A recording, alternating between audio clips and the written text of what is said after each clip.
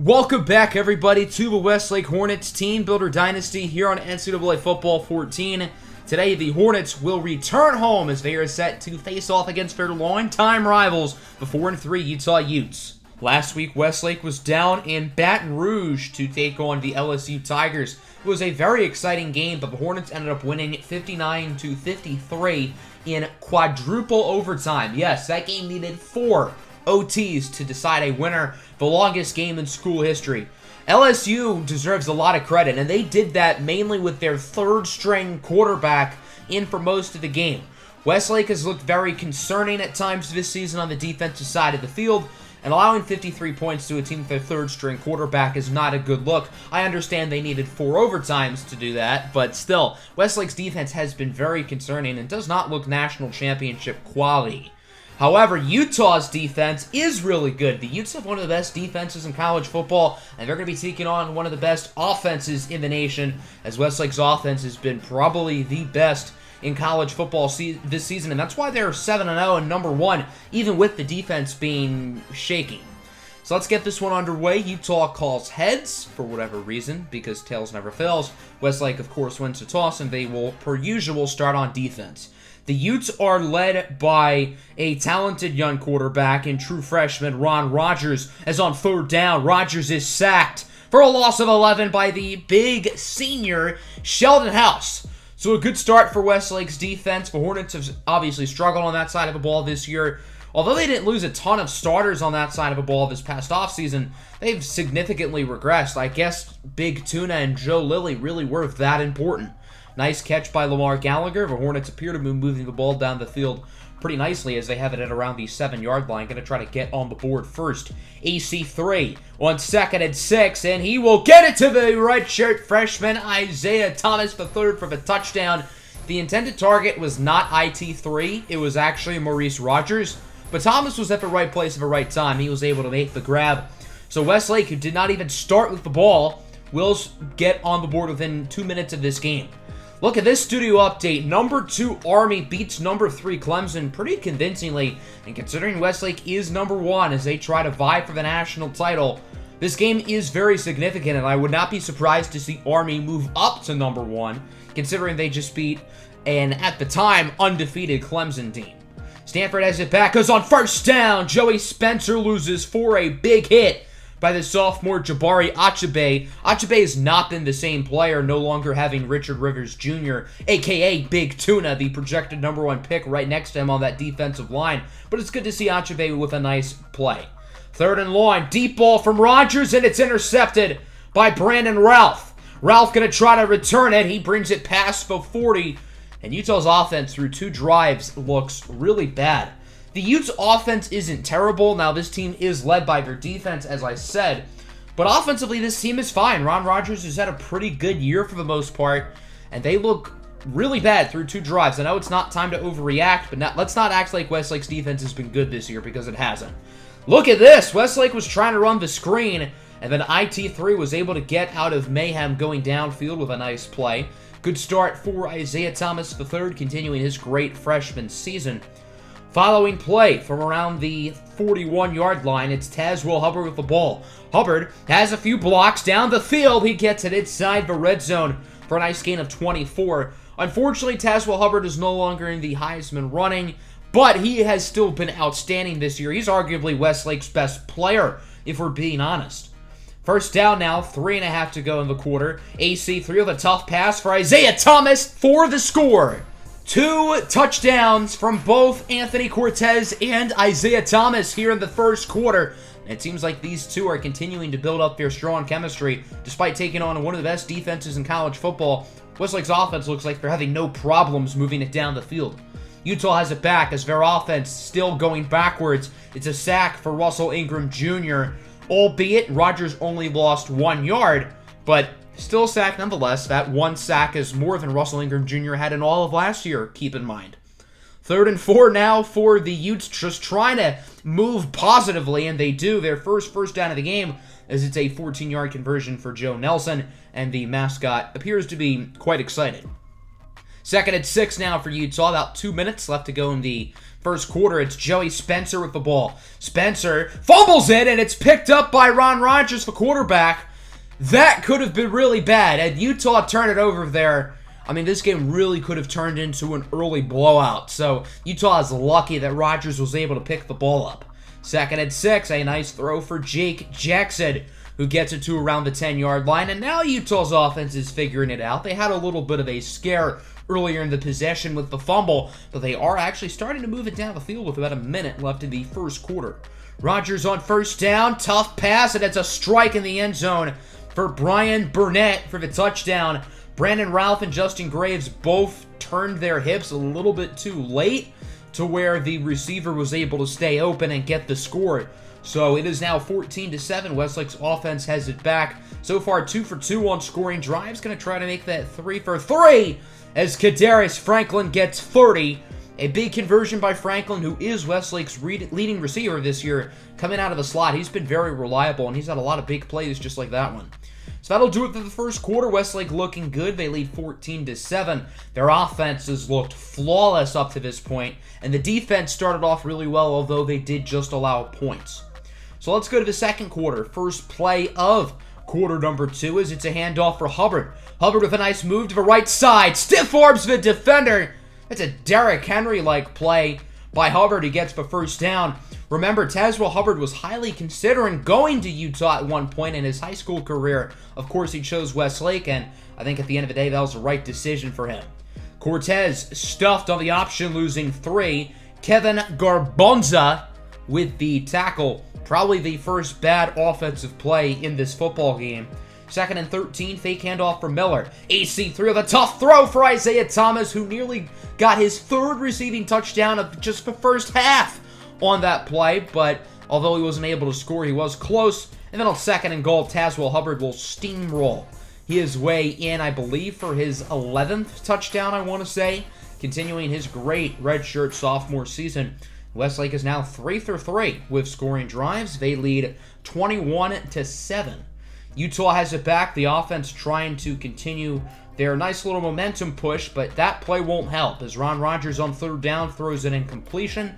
Westlake's defense gets the stop. They would force the punt, and the offense has it back with good field position, trying to get their 4th touchdown of the game, and we're still only in the first half. There's Mo Rodgers on the screen with a nice play, gaining about 16 yards, and it seems like everybody on the offense is making an impact today. It's not one guy who's really showing out. It's just this entire unit just completely dominating this game. Second and 13, Rodgers again. Does he get in? Not quite. He was awfully close, but the officials will say he was not in.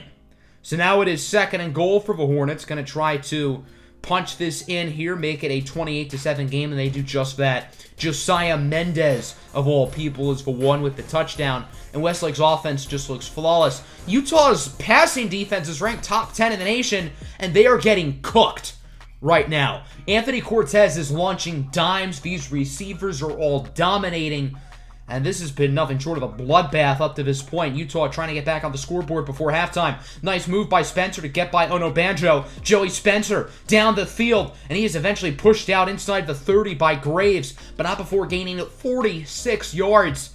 And it seems like Utah is starting to get into another groove offensively. The offense hasn't been terrible. I mean, they haven't been great with how bad Westlake's defense has played. You'd hope you'd have a little bit more than 14 points as they do score another touchdown here with Joey Spencer. But the reason why they're losing is for defense, and the defense is why they're over 500.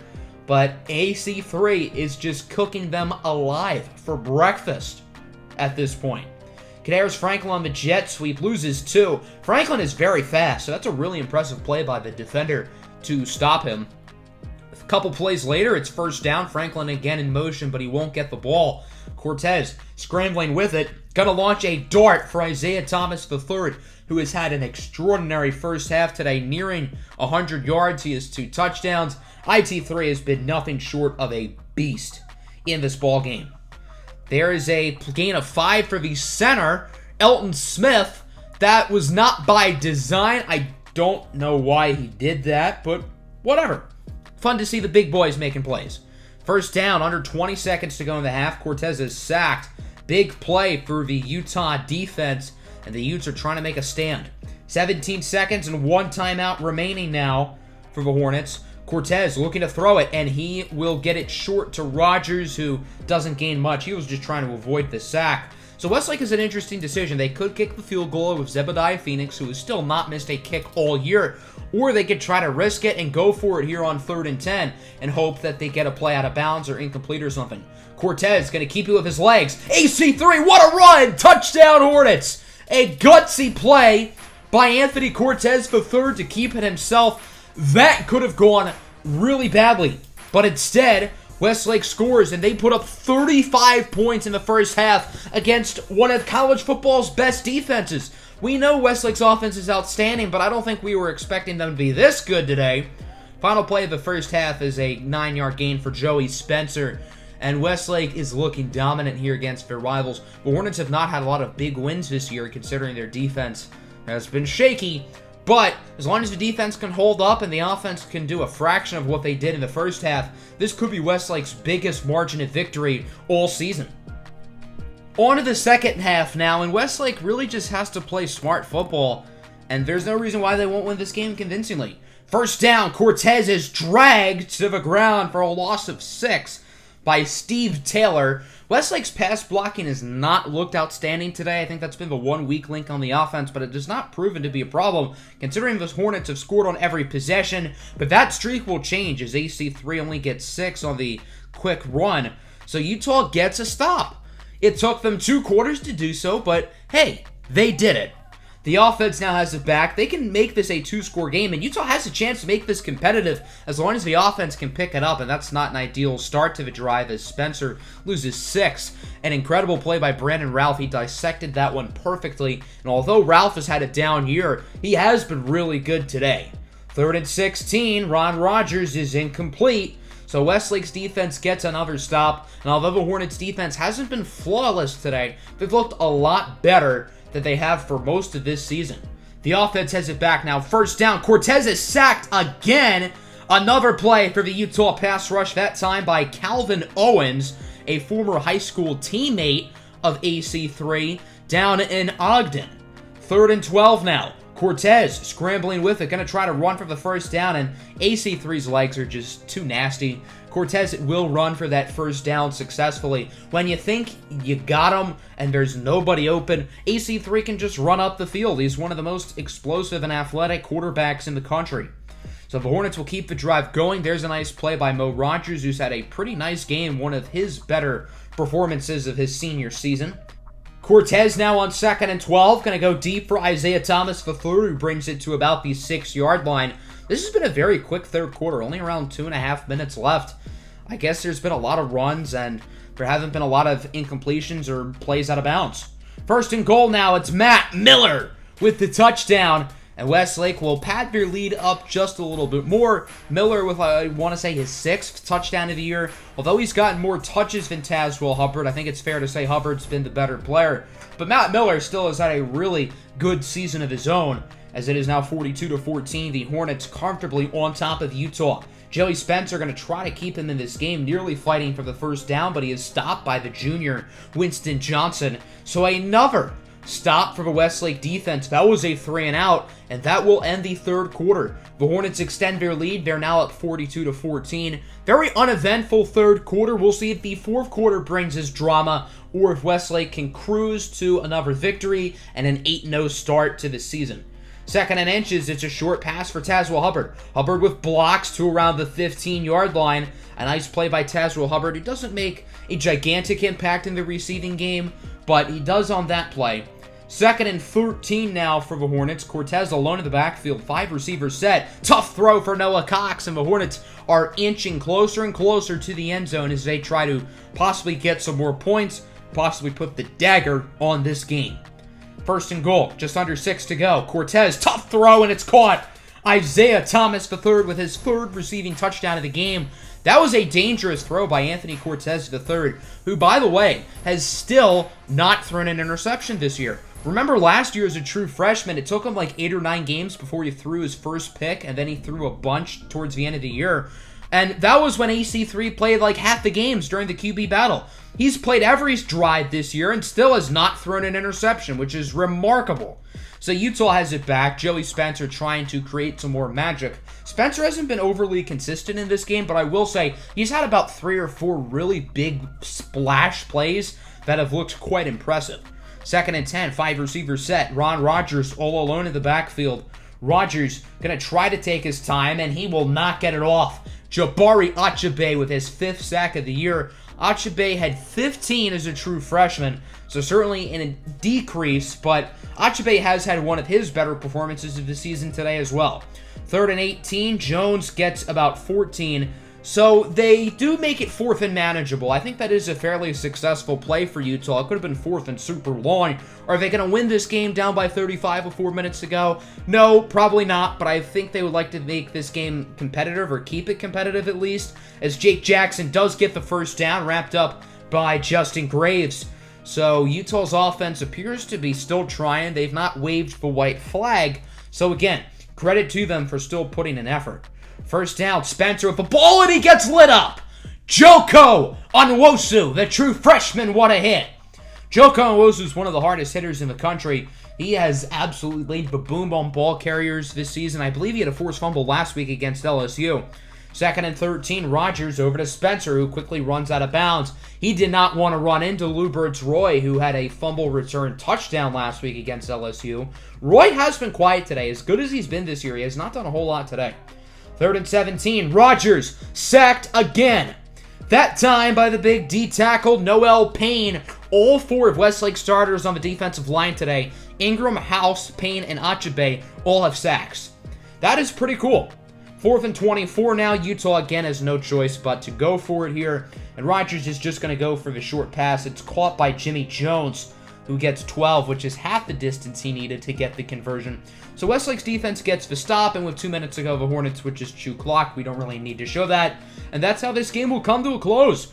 Definitely the most complete performance I've seen out of this team this year, 49-14. A really impressive showing on both sides of the ball by Westlake today. The Hornets offense was given a really tough test, and they dominated. Anthony Cortez was outstanding in this game. 25 of 28, 299 yards, 4 touchdowns. I know it says 5, but for whatever reason, I think this play in the first half by Maurice Rodgers was counted in the stat sheet as a touchdown for both of them, but he didn't actually score. You'll notice that Mo Rodgers has a receiving touchdown in the stat sheet today, but he never caught a receiving touchdown, so I guess the game is just helping their numbers out a little bit. Tazewell Hubbard over 100 yards. Matt Miller scored as well in this game. Isaiah Thomas III was outstanding, 9 for 120 and 3. Rodgers played well. Franklin played well. Everybody on offense played well. I will say the pass blocking wasn't outstanding, but we did have a few guys with a lot of pancakes today for what it's worth. Elton Smith had 9. Lamar Gallagher had 8. Those are big numbers. That's a lot of cakes. Defensively, this was the best I've seen this team all year, and Westlake has really struggled on the defensive side of the ball. Nowhere near as good as we were last year, but we were outstanding, particularly in the second half, in which Utah did not score. And in the first half, they weren't all that impressive. Our pass rush was really good. We had the interception early in the game by Brandon Ralph, and Utah really never stood a chance in this game from the start. Hope everybody enjoyed. Make sure to hit the like button and subscribe to the channel if you are new, as we near the end of the final season in the Westlake Dynasty. Can we play well down the stretch and win our 3rd straight national title? Let me know what you think in the comments below. Peace out.